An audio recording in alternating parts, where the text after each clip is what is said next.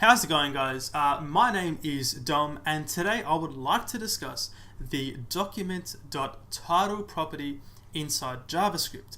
So basically, this property allows you to dynamically change your web page title. So you may have seen this on sites such as Facebook or Twitter, where they actually display your live notification count inside the title bar as like a bracket and then a number inside that. So essentially, this functionality is quite easy to implement, and it makes the life of your end user a lot easier. So they can actually see your page update through the title bar when on a different tab. So it can definitely come in handy. So to actually change your title bar, it takes one line of code.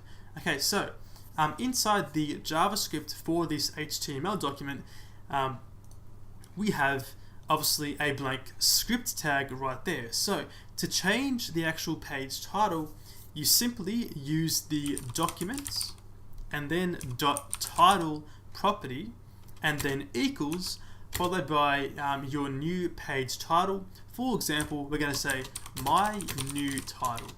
Okay, so we are starting with this default title tag and changing it with the JavaScript. Okay, so now if I was to save this and refresh my browser, we get this new title right there, nice and easy.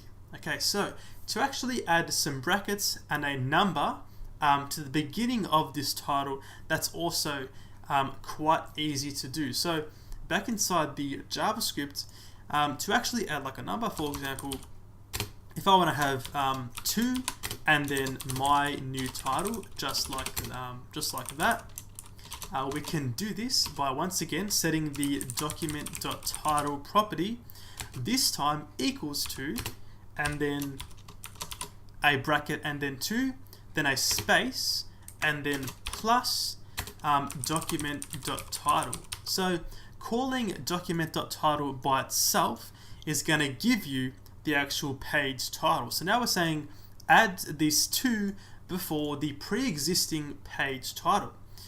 So now if I was to save this one and refresh the browser, this time we get this 2 right there. So here you have a lot of flexibility. You can make an AJAX request, get that data and put it inside your title bar. Basically the options are endless. Alright, and that is how you can change the page title dynamically using JavaScript. Thank you for watching, and I'll see you later.